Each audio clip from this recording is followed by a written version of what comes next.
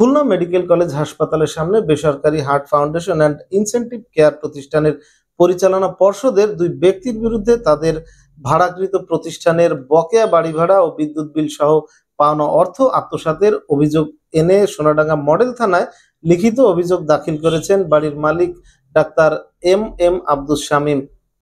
এ ঘটনায় ডাক্তার শামীম তার ন্যায্য পাওনা টাকা আদায়ে আইনি সহায়তা কামনা করে সোনাডাঙ্গা থানার অফিসার ইনচার্জ বরাবর একটি অভিযোগপত্র দাখিল করেছেন।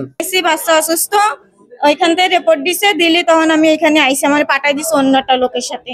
তখন আমি এই জায়গায় টাকা দিছি। এখন এই জায়গায় কি সমস্যা হয়েছে সেটা তো আমরা বলতে পারি না। এখন তো আমাদের উনি অবস্থাটা মানে আগের থেকে দুর্বল, উনি দাঁড়াতে পারতেছে না, বা উনি মানে ওনার গা হাত খুব কাঁপাকাঁপি করতেছে, বুঝছেন? এই আছে না, অত্যন্ত গ্যাস হচ্ছে, মানে মাথা ঘুরাচ্ছে। আমরা তো যশোর থেকে আর এখানে এই পর্যন্ত প্রতিদিন রুগীকে নিয়ে আসা সম্ভব হয় না।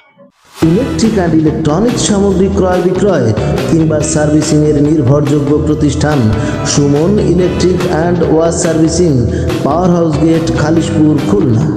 এখন রিপোর্ট না পাইলে তো আমরা এর বিরুদ্ধে তো হয়তো বা আপনারা আছেন বা আইনি সহায়তা আছে, সেভাবে কিছু একটা ব্যবস্থা আমরা করবো, তাই না? আমি ডাক্তার M Abdus Shamim, heart foundation and intensive care centre Khulna এই প্রতিষ্ঠানের আধিকারিক।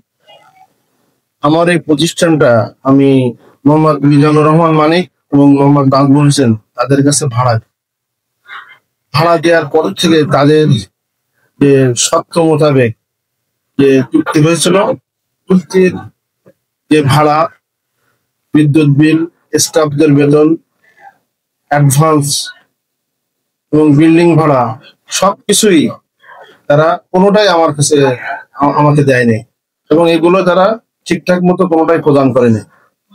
যার কারণে আমি তাদেরকে প্রতিষ্ঠান থেকে নেমে যেতে বলি, কিন্তু তারা টালবাহানা করতে থাকে। আজকে প্রশাসন এবং সাংবাদিক ভাইদের সহযোগিতায় আজকে আমার প্রতিষ্ঠানটা আমি ফিরে পেলাম এবং আমার তাদের কাছে আমার যে বকেয়া যে পাওনা টাকাটা আছে, আমি আপনাদের মাধ্যমে এবং প্রশাসনের সহযোগিতায় সেই পাওনা টাকা আদায়ের আপনাদের কাছে দাবি করছি, আপনারা সেটা একটা ব্যবস্থা করে।